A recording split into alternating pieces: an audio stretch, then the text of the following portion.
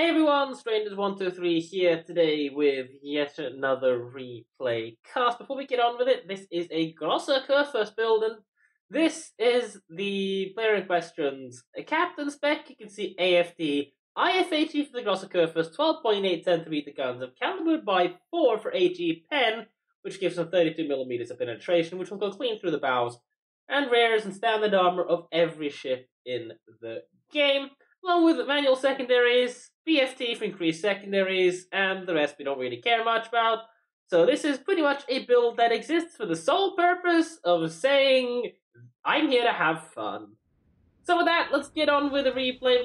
Looks like we're using the 42 centimeter main battery on the Grosser Kurfurst. Let's see if we can actually get the damage numbers to show up. Probably not, but we can at least get this. This is from the most recent patch.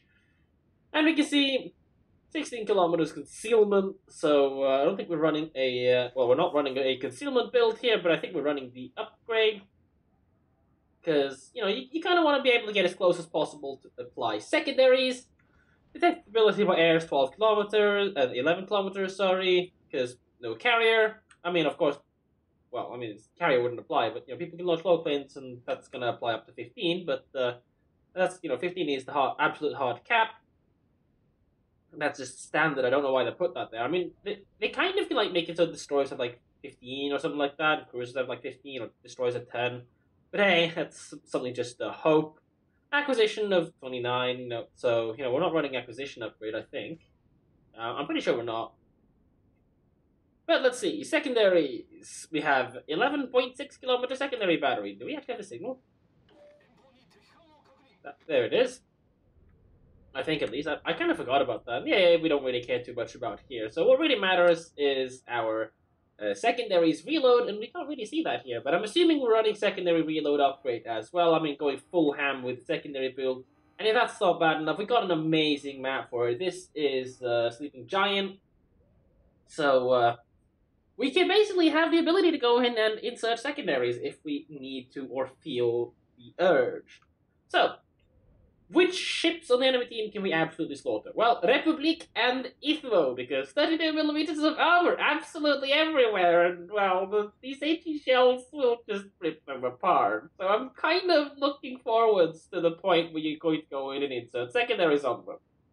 Now, unfortunately, Republic appears to be on the other side of the map, so that's one health blob that we can't just feed on for complete free. Looks like Des Moines most likely used radar to kind of discourage any destroyers from entering, and I probably would try to blast that shimmy instead of trying to line a shot on the stuff behind there.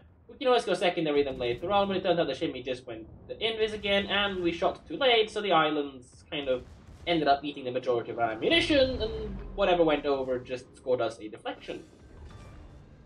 Yeah, alright, fine. My secondary detonated the shimmy, so it turns out there was absolutely no need whatsoever, and now it's time for the Charles Baguette to start facing the wrath of our secondaries, while also having to dodge some shimmy torps. Turns out that the shimmy torp dodging wasn't a major problem. The guy actually derps his salvo completely. We've got Hydro up right now in case Shimmy decided to launch some skill our way. Our Des Moines is unloading with high explosives, and our secondaries are unloading as well. So this Charles Baguette is almost certainly not going to get out of there. The question is if he's actually able to launch some torpedoes, and perhaps deal some damage, trigger a damage control party, and in general just bleed us a little bit. And there you go, our secondary score that kill as well. The guy does get his torpedoes off, however we spot that with our Hydro. We were picking up the speed just to see if we couldn't bait him into launching further ahead than he needed. On top of the fact that, you know, that might make him feel compelled to have to apply more lead in case we're trying to pick up the speed. Because chances are someone that is in his dying moments is more likely to panic launch and to basically launch on marker.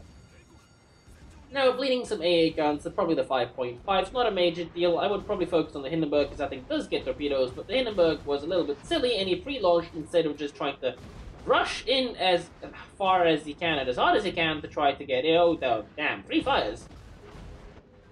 And, I mean, at this point I would just instantly heal, because that's the right thing to do, and we're also going to damage control party the 3 fires. I'd probably try to break into the cap, but at this point we're just being a huge tank. We need to focus the Hindenburg down. He's the absolute biggest threat. We can't actually lull pin in the lower bow, so if you want to shoot a Hindenburg, you have to shoot either the upper end of the bow, or you have to shoot basically the superstructure, and we get a good salvo, and there you go, our secondaries melt him as well. So we're up to 100,000 damage with only one single citadel, and that was picked up against the Moskva.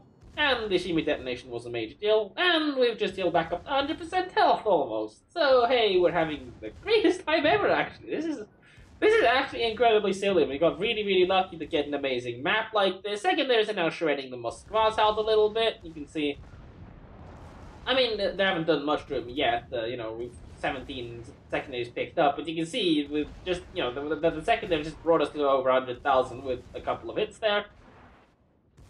Probably would, I actually probably would stick him on the Moskva, because he's farther away than the Bismarck, so we've got a higher chance of falling shots on him, plus this, guy's broadside and our main battery can deal a lot to him.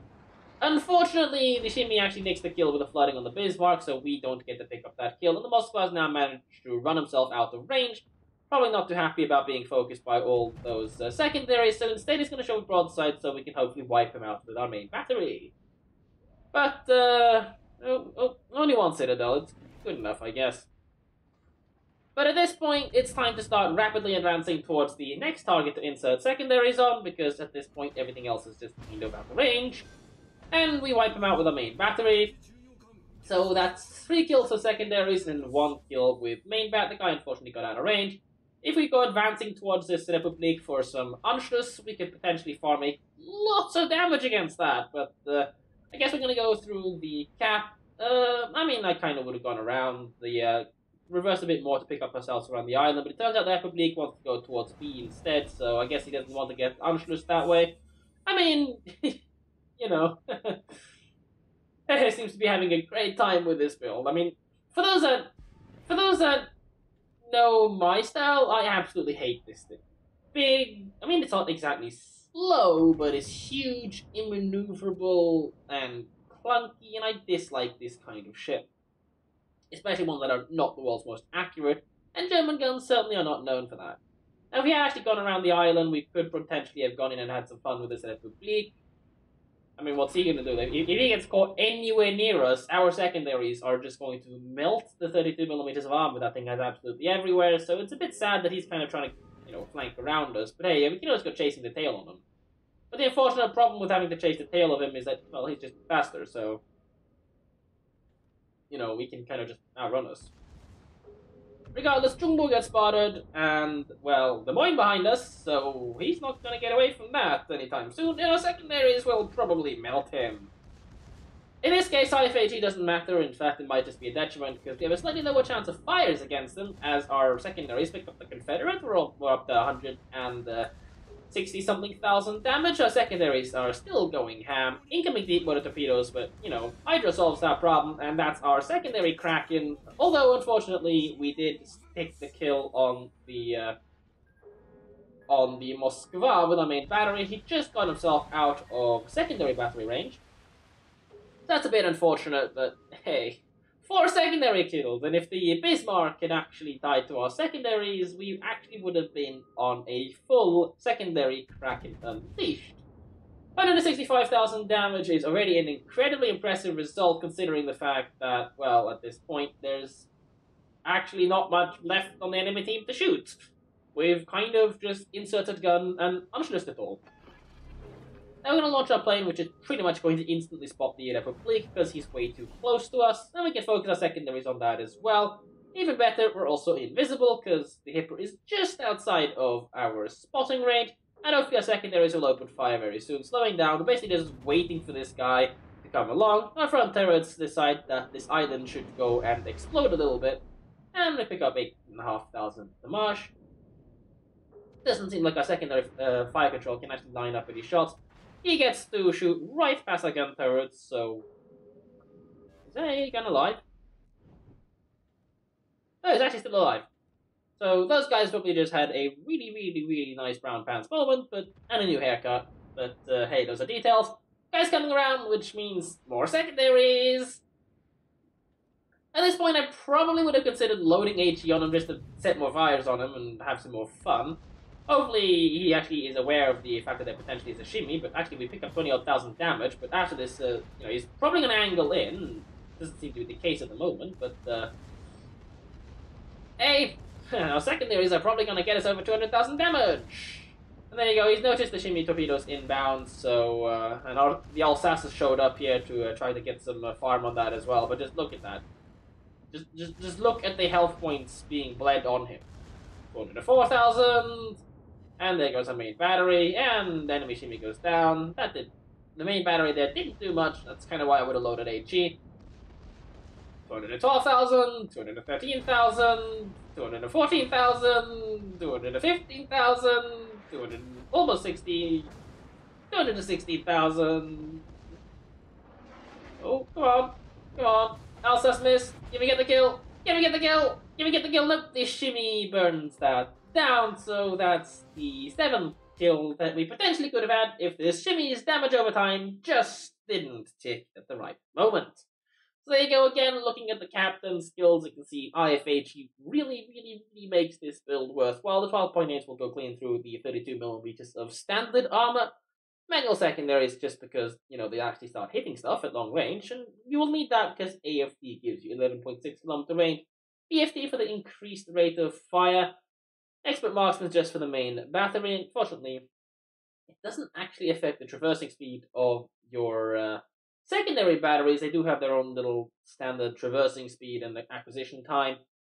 This is just to prevent them from dying as fast. I'm actually not sure if secondaries are counted in this. I mean, it's not something I've looked into. If it does, it's definitely something nice to take on a build like this, where kind of half of our damage is focused in those secondaries, and this is always useful to have. So let's have a look at the post-battle results screen. It's 219,006 damage, over 57 main battery hits, 3 sentinels, not that much, but still 4 Kraken, 4 secondaries into a Kraken with main battery on the Moskva. Devastating detonation against the Shimmy. A bit of bad luck for him. Personally would have shot him with the main guns, but German dispersion kind of means that you run the risk of achieving nothing, but we achieved nothing against the Bismarck anyway, so give or take, whatever floats your boat, I guess. High caliber to be expected.